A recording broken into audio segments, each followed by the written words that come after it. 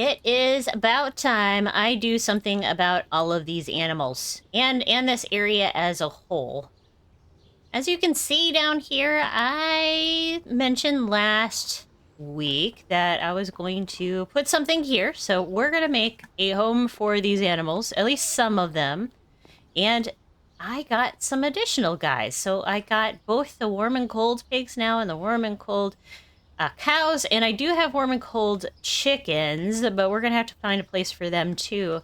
But I want to build sort of a stable over here that not only can hold these guys maybe, and then also the camel and our goat, which I have to really put the goat in his place because I have to, you know, they escape really easily because they jump really easily. But, oh wait, what's that? That looks like a piggy butt. Is that... It's rain. It's rain. It's because I'm procrastinating everything else, isn't it? Well, I went down in through here, and we have a path that goes all the way through here. So there's going to be builds up through here that we're going to work on today. Oh, look, it's a little beehive. Cute. I did not put that there. What am I looking at here? What are we looking at? And I moved my chorus plants over here because I do still need to grow them for our shop. And let's free cam up here. Oh my gosh. It's a flying pig. And he's got a little tail. Oh. That is cute. That must be Pocket Bacon's like little mascot or something. That is adorable. That is gonna stay with my geese. And eventually I need to get those guys flapping again. Let's see if we can get them flapping again. I don't know. Can we get them flapping?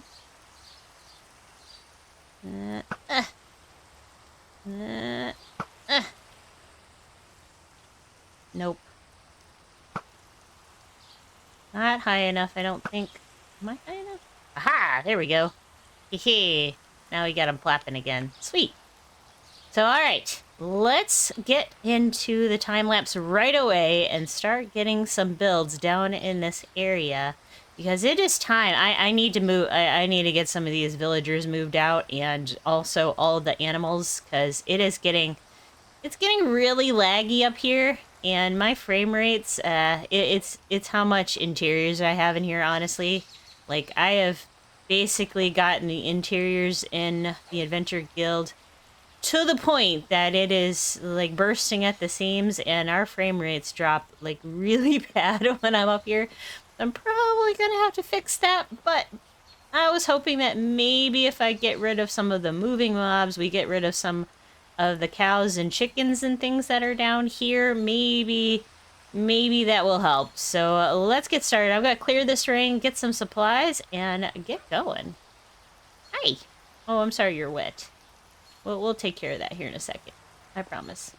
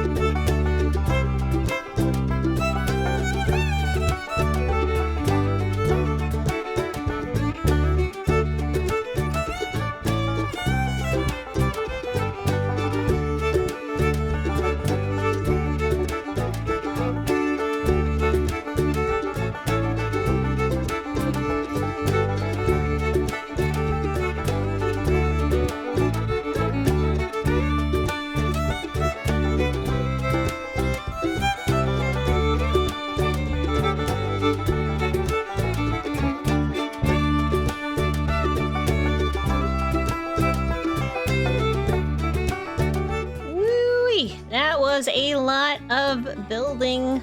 So much building, and yet it probably was like 2 or 3 minutes total for what you got to see. So we're gonna start it kind of backwards for how I built it and show the last thing we built first and then kind of go from there, and I'll walk you back through because there are some other things that I have done with some of the builds that I did not have in the time lapse. So alright, let's head on down the path.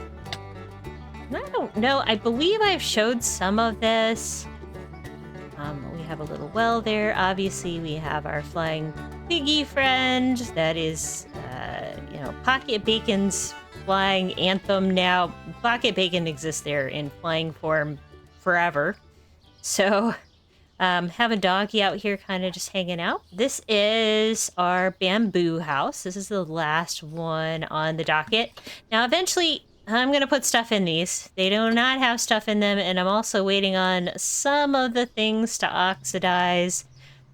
These, not so much, so I did want to come out here and honeycomb up these fellers, because I actually want to keep the orange copper color on this house, and I'm probably going to strip this guy in here too, because we're going to make sure that all of these stay nice and orangey colored to kind of go with the really cute terracotta that I've got going here. So, okay, that is this little house. I'm probably going to put a farmer here because he's right next to the carrot patch. So we'll probably move one of the farmers down here at some point. Real quick, though, we are going to put a wall around this side so that I don't have villagers wandering everywhere. I don't know for sure, but I think it's actually going to be a stone wall, so stay tuned for that. Might do it in a live stream or, you know, just another time lapse, or it's just going to appear one day. It just depends on how much time I have for things. So then we're going to kind of come around over here through the passageway, and then you can see where the orange road picks up. It dwindles out over here, and that's where the whole thing ends as it like swoops all the way around. Now, if you come down through here, past all of the beautiful pitcher plants and the torch flowers, which I don't think I've shown this too much on video, but I have planted down through here, and I've started to decorate some of this. A big oak tree grew, so I kind of built around it, quite honestly. And then we have our first cyan and brown house. So I love the brown terracotta, so I wanted to incorporate both. Now this will get oxidized all the way, so I didn't want to wax those quite yet. Oh, that guy is good. So he can stay as is. And then we have just nothing special in these interiors yet. But I think I'm gonna have probably maybe the librarians living down here. That's not Libby, and then maybe one of the others. I don't know yet. The next one was a mangrove house. So this has the black terracotta with a beautiful red, and I love that with the deep slate. And I moved the chimney up front, so this is one of the different builds. I actually have a window that looks out back, so you can actually see this little cliff face thing behind the build. And I have been trying to light it up back there slowly but surely so that zombies won't come into this area, or skellies, etc. This one I haven't decided. I don't have a lot of copper on this one at all. This one was pretty much just wood. And then we have the pink, and I do want this one to oxidize at least one step because the copper looks a little more pinkish than orangish. And this one has the pink terracotta. And again, just a really cute, just like this. This is the color that I want to have going on all the way around this build. Although I do like the color of the fully oxidized along with it, so we'll see. We'll find out whether I do that or not.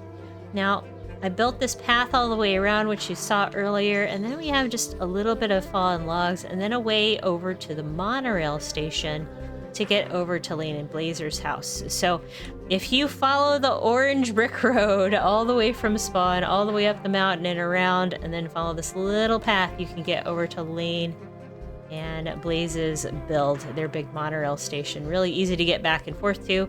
I haven't done pretty much, I've done like nothing for interiors in these builds, so eventually they will get all interiorized. And then we come up this pathway up here, And I have the craziest stables that I have ever built, and now I'm still waiting on oxidization. So eventually all that copper does need to go completely teal. But I have 2 of my piggies.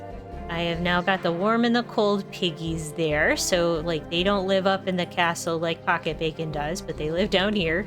And they got a nice little muddy patch, which I think is absolutely adorable. And they sink down in a little bit into the mud, which is kind of cool too. So we got that spot for them. I've got the 2 high camel pen because these guys will walk over a 1 high gate.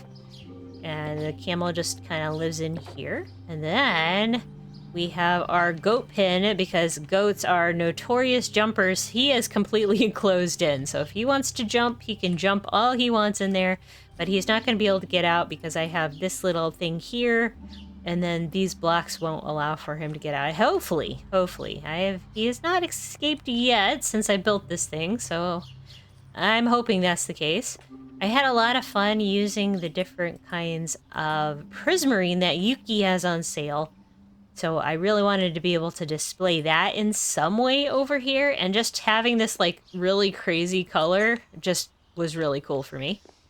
Now over here is our magenta and green house. And magenta terracotta looks terrible, so I wanted to incorporate the green with the magenta. And then I brought all of our cows over that aren't regular cows. So we got the warm and the cold cow, and then we've got both the mushroom cows varieties over here. They have been moved from down below. So I've been slowly getting rid of mobs over underneath my base because I am having terrible frame rate problems with all of the interiors I have in there. So I wanted to take out at least some of the moving mobs out of that area to help. And again, no real interiors in here. I have started to put some smokers and things because I think I'm going to have a butcher, which makes sense to have the cows next to it. And I think I really, this one's my favorite house. Like honestly, this one's my absolute favorite house because of the green like roof line, and then just how green and lush that is. And then I added some of the, you know, the lilacs, etc.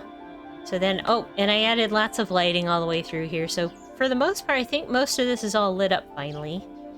Now, I want to get maybe something back in there. Don't know for sure, but I think I'm pretty happy with the terraforming in here now too. So I've added some greenery in. And then now we have a chicken coop out in front of this one. So this is the house that matches the rest of the Adventure Guild the most. And it has that beautiful cyan and orange terracotta with that flower design that really pulls from here. And of course the acacia, which I've been kind of using this entire season. And then I've got all of our chickens, and I do have a cold one in there. He's just a baby. I just got him in. And they like to do this, where they just bounce on it. It's not really a usable chicken coop, but I think it's kind of cute. It's very compact, so it's literally like 2 half slabs with the rail that comes out, and then doors, and then the rest of it's all literally just, you know, trapdoors. So nothing special there.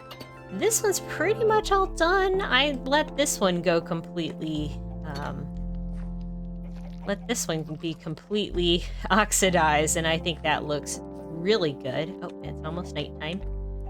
But overall, it looks really cool in here. I love this terraforming that I've kind of added in here. And then I added a cart at some point. I do need to put some hidden lighting down in there instead of this, and you can kind of see my frame rate is dropping because I'm looking at the Adventure Guild. So yeah, still gotta work with that. I have way too many entities around here, so I might have to like take up the color and find different ways to do that color just a little bit. But oh, that's stunning. Oh, hi. I think it's looking really good around here. Now, with Wes leaving, I am by myself over here, so we have not talked to Cube yet, and ooh, the rainbow is not being as rainbowy anymore. I think I'm gonna need to talk to Cube sooner than later, but it's been a winter. I don't know if you all have felt it, but in the Midwest of the United States where I am, it has been 4 weeks of terribly cold, nasty bleh this year. And it is hard in IRL to be able to, you know, concentrate. Man, that is so pretty with all the fireflies plopping around. How beautiful this is. This is so pretty. This is so pretty. And yeah, I will. Here, let me show you something though. Before we're all said and done, this is what I can show you, and I need to get some people in here to play the game with me. So this is the soup cellar, and I introduced this forever and ages ago that, you know, Carta and Doc put in a soup cellar. And that's great. And these are all suspicious stews, so I guess it's more of a stew cellar, honestly. But what I did is I came up with a bunch of game rules to be able to play a game with all of these suspicious stews. So welcome to the Soup Cellar. The Soup Cellar is a mini game where 2 people place bets on the other's knowledge of Minecraft soup recipes. Don't cheat. So the short game is both players offer at least 1 diamond into the pot. Player 1, the challenger, will take all the diamonds and select a soup from the barrel while player 2 faces the wall. They will replace the bowl with all the diamonds. So they'll put two diamonds in the place of where the bowl was. The guesser will then eat the soup. They must guess the effect from only the icon that appears and have 1 chance to pick the corresponding flower that created the soup by opening the barrel next to it. If the first barrel they check does not have the diamonds in it, they lost the round. And then if the first barrel does have the diamonds, they will win the round and they take the diamonds. If they win the round, they will use those same diamonds to run the next round to see if the challenger can win them back. The original challenger needs to find their diamonds. They stay with the second player. I gotta fix that. If the original challenger lost the first round, the challenger pulls the diamonds and gets to go again. If they don't get the second bowl right, the challenger wins and keeps all of the diamonds. And then there's a long version too, but basically too is some of these recipes will have their duplicate effects. So some of these flowers will cause a duplicate effect of a different flower in here. So I do have like a little papery thing in the corner that says whether or not it's a duplicate. So if somebody says, hey, I know this effect is caused by the dandelion, if they find a paper and they don't find their diamond, they could try to remember what the other one is. So they can go to another flower and see which one that is. But haven't been able to try it out with anyone yet, so hopefully soon. I'm kind of excited to be able to try it. It's kind of a weird little mini game that tests your stew knowledge, your suspicious stew knowledge. And then one last thing is I have a new pet. And we'll put it down. I had to seal off this area because of my new pet. Let's see if we can find my new pet.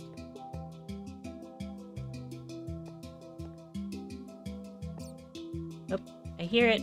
There it is. It's Squeakers. Squeakers. Hi, Squeakers. Yeah, you're such a cute batty bat.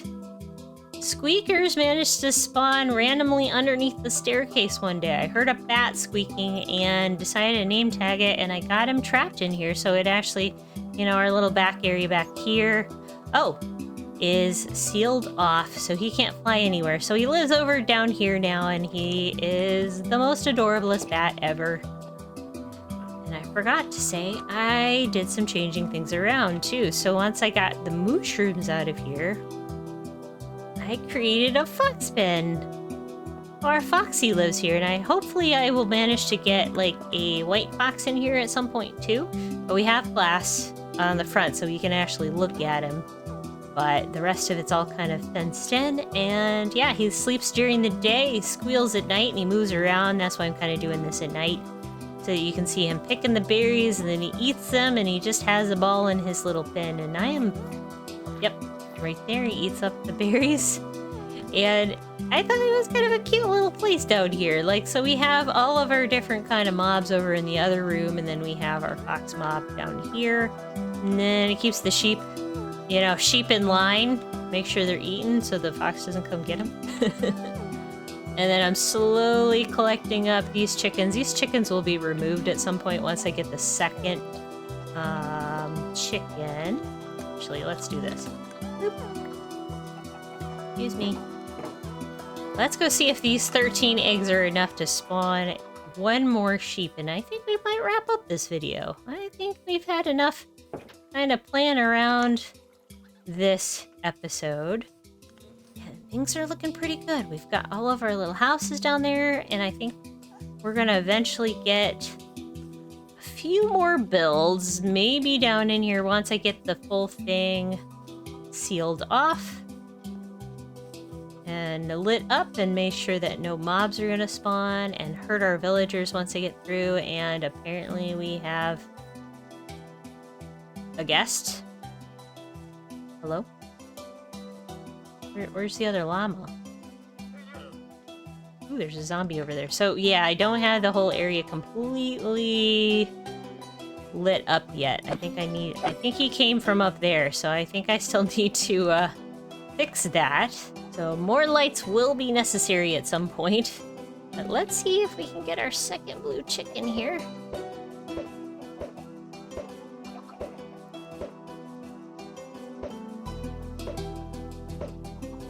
Chicken. Aha! 2 blue chickens now. There we go. Yeah. I'm happy. Now we have a full chicken coop and we can get rid of the rest of them over there. But we're gonna come on down here to my favorite house.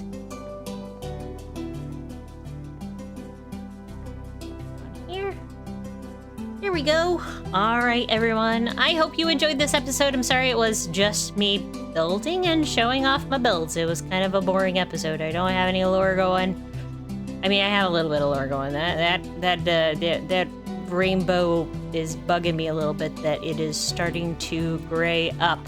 That means we only have a matter of time to be able to talk with Cube and get that going. I'm afraid if that the area over there manages to overrun the rainbow, then that means that maybe there's not much hope. I don't know. So we'll more to come on that, I guess. I will say that I did notice that there's more of those pillars popping up. I saw one over at Blazer's build. I saw one down there with Melissa's build. We need to deal with it very, very soon. So anyway, folks, hope you all have a great week. Love you all very, very much. Give yourselves a hug from me. I appreciate everybody who's been joining me on this adventure lately. I know winter's been a little wonky and CraftWorks has been kind of slow, so I've been trying to make up for it by making sure that we have videos, but I do know I want to get back to the gray box. I need to deal with more of these shelf things, so stay tuned for that. I'm probably going to have a video about that very soon, before the end of February. Love y'all very, very much. Oh, and have a happy Valentine's Day. Yeah, Valentine's is tomorrow, so have a happy Valentine's Day. And the hug from me is for Valentine's Day. I'll be your Valentine if you don't have one. Anyway, guys, love y'all. Talk to you later, and have a great week. Bye, everyone. Bye. Go see the piggy. Fly up with the piggy. Apparently it was a Blazer and Emmy build. Blazer said that he was the one who kind of designed our fun piggy, and if I come out here like this, we're gonna do this for our little screen cap things, and you can click on one of the links as we look at our beautiful geesey birdie things and our beautiful area down there. And yeah, and if you haven't subscribed yet, go ahead, click that button that just showed up, and I appreciate it a lot. Bye, everyone.